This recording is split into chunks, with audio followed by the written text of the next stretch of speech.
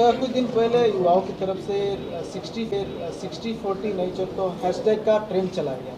आजसू का समर्थन में किसी तरह का ट्वीट नहीं। मैं ये सब चीज़ें, चूँकि आज के दिन में एक मीडिया का ही एक प्रचार का या अपनी बात रखने का एक प्लेटफॉर्म है, लेकिन सरकार को उस प्लेटफॉर्म, सरकार ने नियोजन नीति पर उस प्लेटफॉर्म का इस्तेमाल कर लिया। उन्होंने राय मांग लिया राज्य की जनता से तुरंत से।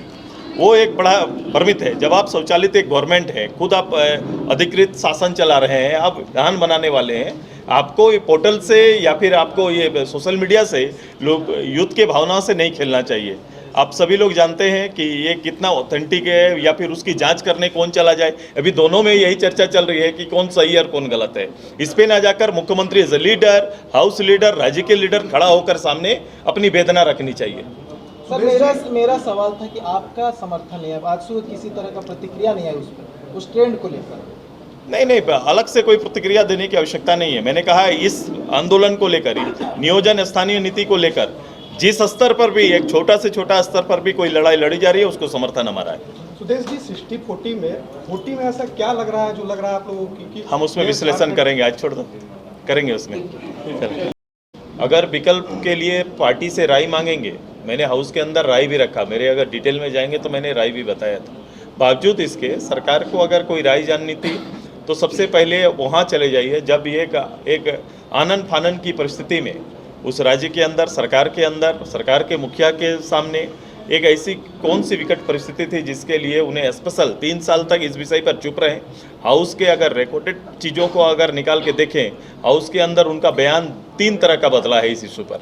तो बयान पे पीछे अगर झांकेंगे तो उनका बयान कुछ और है, बाद का बयान कुछ और है, और एक प्रस्ताव, एक दिन का सत्र बुलाते हैं और प्रस्ताव लेके आते हैं कि इस राज्य के स्थानीय नियोजन नीति के ऊपर वो प्रस्ताव लेके आते हैं। परिणाम क्या होता है कि जब एक दिन का सत्र लाते हैं, एक दिन का सेशन आप खोलते हैं, लेकिन उस सेशन में आप दलीय डिबेट नहीं होता है, किसी को अपने पक्ष रखने का, दलीय पक्ष रखने का किसी को अधिकार नहीं होता है। सरकार प्रस्ताव लाती है और पास होकर चला जाता है और इसको भारत सरकार के लिए अग्रसारित कर दिया जाता है। बाद में वैधानिक विषयों के कारण संवैधानिक अड़ंगा कहीं ना कहीं बाध्य होकर सरकार से टर्न डाउन होता है और सरकार हाउस में मुझे इस प्रश्न पर जवाब देती है कि इस कोर्ट ने वैधानिक नहीं माना, इसलिए ये टर्न डाउन हो गया, इसीलिए नए पॉलिसी पर मुझे जाना पड़ेगा। तो ये प्रश्न चिन्ह उन पर है कि ऐसी क्या परिस्थिति थी कि सरकार वैधानिक चीज़ों को, और खासकर उसी सरकार के विधि विभाग की राय जो आया था उसको इग्नोर करते हुए, कैबिनेट की शक्ति का प्रयोग करते हुए इस काम में आगे बढ़े थे। तो सरकार से हाउस में लगातार इस बात का हम लोग जवाब मांग रहे हैं। वो बाहर भी पब्लिक डोमेन में भी जवाब दे सकते हैं, हाउस चल रहा है तो हाउस में जवाब मांगना लाजमी है। तो ये हमारा डिमांड है कि सरकार के सामने आए और किस परिस्थिति में नया प्रस्ताव वो लेके आ रहे हैं, ये सरकार से जानना चाहते हैं और हम नहीं, पूरे राज्य की जनता जानना चाहती है। सदन के अंदर शायद पत्रकार की संख्या दी जा रही है सवाल पूछने पर, इस पर क्या कहें? हाँ, आज अखबार में मैंने देखा है, अखबार में सवाल उठा था सर। हाँ, सदन में ही ये बात उठा। क्या उठा? सदन में ही ये विधायकों द्वारा एक बात उठी। क्या उठी? पत्रकार को पत्रकार की संज्ञा दी जा रही है। ये अवमानना है। ये एक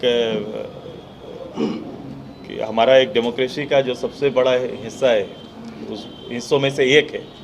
वो कभी भी उस डेमोक्रेसी को, हिस्से को लीड करने वाले जो प्रतिनिधि होते हैं, उनके लिए ऐसे हल्के शब्द का उपयोग उनका अपमान माना जाएगा और खासकर प्रतिनिधियों को इससे बचना चाहिए, चाहे सरकार रहे, सरकार के पक्ष के हो या विपक्ष के हो।